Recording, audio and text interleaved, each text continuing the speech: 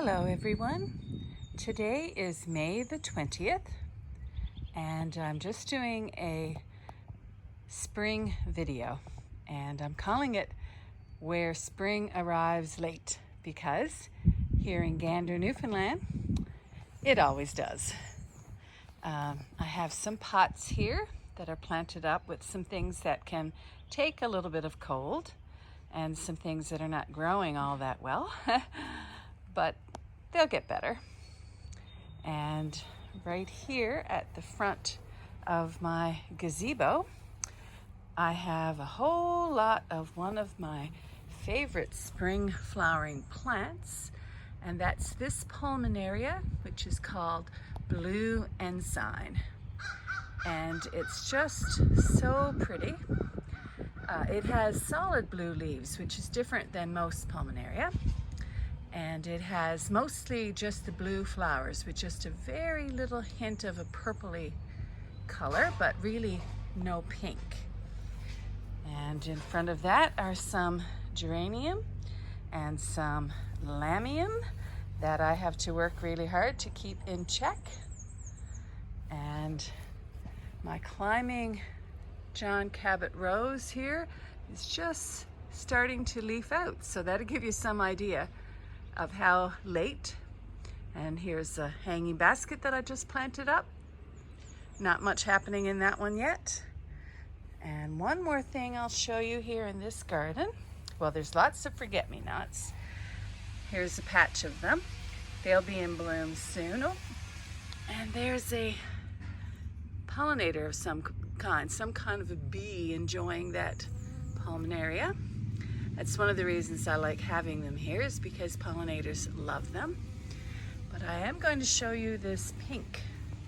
This is a pink pulmonaria called Raspberry Splash. And I really like this one as well. Anyway, thank you so much for watching, and I have a few more things to follow.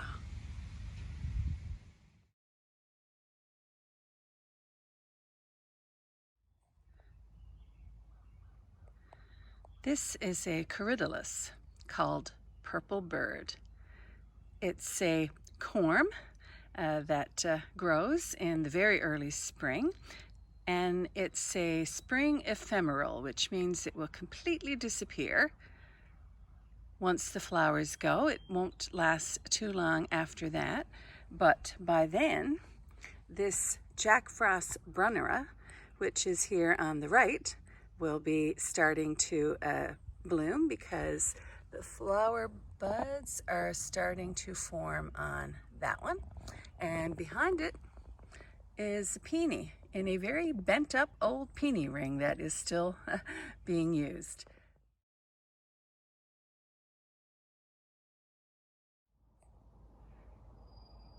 Here are some dogberry leaves, mountain ash, also known as, that are just starting to unfurl, and they're really limey green with a hint of rust.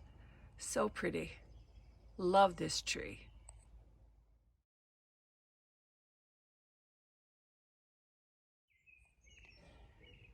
If you have a trouble area in your garden that simply won't grow anything, consider big root geranium.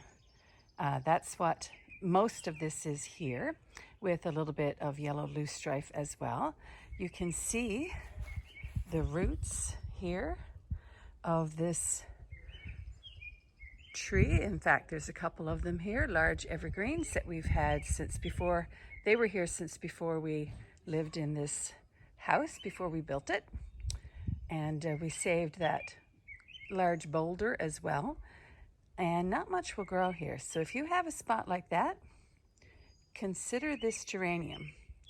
It will be in bloom in a couple of weeks.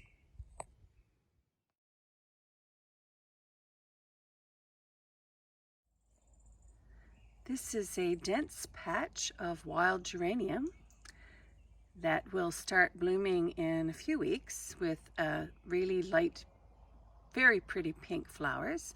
And it will stay in bloom the whole summer, right up till the fall, because right here it's close to this fence, and it likes it in a sheltered, relatively shady location. And this guy just won't stop once it gets going. Here are some of the fiddleheads from the ostrich fern, which is native to this area. And this one I saved when we built the house back in 1999. It was already here in the back garden. We tried to save the natural things that were here, some of them. And this guy is a monster. Once it is fully unfurled, it will be about 4 feet tall and 5 feet wide, and gorgeous. Here at the base of my archway are some biennials that are raring to go. We have some foxglove and forget-me-nots, and look at this guy. He's doing fantastic.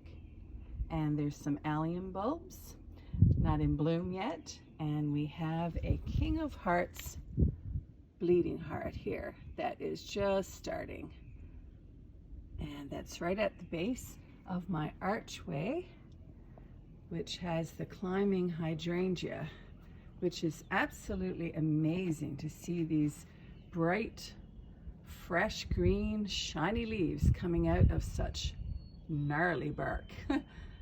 Pretty cool. Here is an area with some of my blue Himalayan poppies, and actually they're not all blue.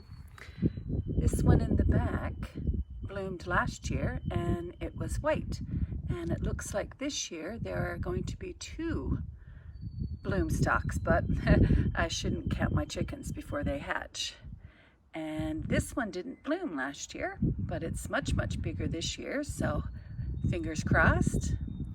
And this one, which is the biggest of all, actually looks like it may have 3 bloom stalks, and this one did bloom last year and was the most gorgeous blue.